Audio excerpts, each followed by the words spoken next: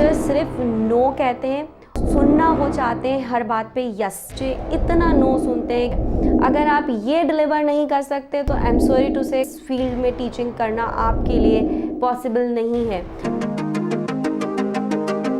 हमारी कौन सी negative approaches होती हैं जो बच्चे के माइंड को नेगेटिवली डैमेज कर रही होती हैं, अफेक्ट कर रही होती हैं। जैसे कि छोटे से क्वेश्चंस बता देती हूँ कि जैसे एक क्वेश्चन आया था, अगर हम बच्चों को नहीं बोलेंगे तो फिर बच्चों को अगर हमें किसी काम के लिए मना करना है तो हम किस तरह मना करेंगे।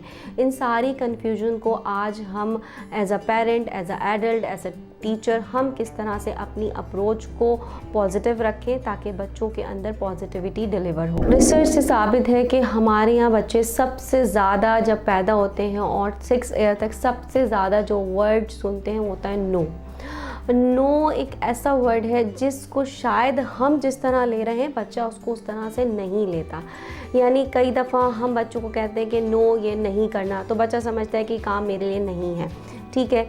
या हर बात पे हम कहते हैं, जैसे जिस चीज़ को हमें कहना होता है कि अभी ये पॉसिबल नहीं है, हम उसके लिए भी नो का वर्ड कह के जान छुड़ा लेते हैं अपनी बच्चे से कि बेटा ये तो अभी आपने नहीं करना ना। इस तरह क्या ही अच्छा हो कि हम इस नो को पॉजिटिव वे में डिलीवर करना शुरू कर दें। फॉर एग्जाम्पल, अगर कोई चीज़ बच्चे के लिए डेंजरस है तो आपने नो बोलना है, लेकिन रीज़न के साथ बोलना है और उसको ये लगे कि ये केयर के लिए हमारे पेरेंट्स या टीचर हमें स्टॉप कर रहे हैं। यानी सडनली एकदम नो नहीं कह देना चाहिए। देखिए, अगर आप से भी कोई एकदम से बस आपकी बात सुने, आप बहुत इंटरेस्ट से, बहुत ही एक्साइटेड वे में किसी के पास अपना प्रपोज़ल रखें और वो आप एकदम आपको कह दें नो, तो आपको कैसा लगेगा। सो ये वो चीज़ होती है कि आपको अपने बिहेवियर में पोलाइट होना है, यानी नो आपको डिलीवर करना है पोलाइट वे में। सो आपको अगर बच्चा कोई काम ऐसा कर रहा है कि जो उसके लिए डेंजरस है तो आप कहेंगे कि बेटा take care of yourself, ये आपके लिए डेंजरस है। यानी यहाँ पे नो नहीं आया, यहाँ पे उसको क्या आपने डिलीवर किया कि आप केयर करते हैं उसकी। इसी तरीके से आपको जो काम लेटर ऑन करना है तो आप उसको ये कहेंगे कि बेटा हम ये काम कल करेंगे या आज पॉसिबल नहीं है, I am sorry today is not possible, we will do it tomorrow. So ये भी एक तरह का यस नहीं है, लेकिन आपने उसको रीज़न दिया है। इसी तरह से अक्सर बहुत ज़्यादा हम झुंझलाहट का इजहार करते हैं बच्चों के साथ कि आप हमें तंग करें, आप हमें ये करें, आप ये करें। बच्चों को इस चीज़ का एहसास दिलाना शुरू करें कि कभी कभी पेरेंट्स को स्पेस आउट की ज़रूरत होती है, उनको भी अपने लिए टाइम चाहिए होता है। इसका आप इस तरह कर सकते हैं कि बेटा आप अपने इस मटेरियल के साथ वर्क कर लें, आप इस वक्त बुक रीडिंग कर लें या आप अपनी सिस्टर के साथ प्ले कर लें और मम्मा अपना ये काम कर लेंगी। तो ये जो आपके घर के अंदर एक नेगेटिव माहौल होता है, बच्चा जब माँ के पास आता है तो उसको ये लगता है कि माँ मदर बिज़ी है, मैं अभी खाना बना रही हूँ, आप जाओ यहाँ से।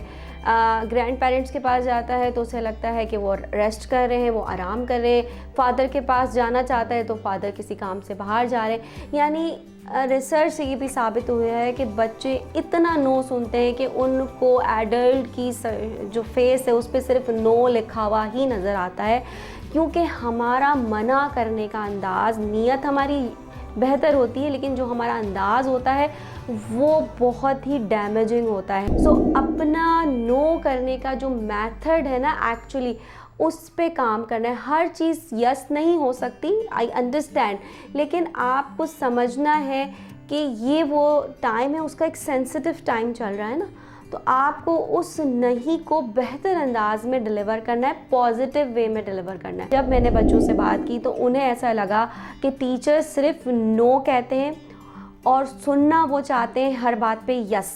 आई एम सॉरी टू से कि हमारे टीचर्स बच्चों से हर बात पे यस सुनना चाहते हैं और बच्चों की हर बात पे टीचर्स सिर्फ नो कह रहे होते हैं। स्कूल एक ऐसी जगह है जहाँ बच्चा अपने आप को एक्सप्लोर करना चाहिए बच्चे को, जहाँ बच्चे को अपना टैलेंट जो है वो दिखाने का मौका मिलना चाहिए, जहाँ बच्चे को एक्सपोजर ऐसा मिलना चाहिए कि वो उसे लगे कि यार ये एक्सपोजर तो मुझे ना घर में मिल रहा है ना बाहर मिल रहा है, स्कूल उसके लिए लवेबल प्लेस हो जाएगा अगर उसको वहाँ पे इंडिपेंडेंसी मिले। ठीक है, स्कूल में रूल्स रेगुलेशंस होते हैं, लेकिन अर्ली एज के रूल्स में ये बात शामिल है। अगर आप अर्ली चाइल्डहुड को ट्रीट कर रहे हैं एज अ टीचर, तो आपको पता है कि इंडिपेंडेंसी, पॉजिटिविटी, पोलाइटनेस, पेशेंस जो है वो इस मेथड की है।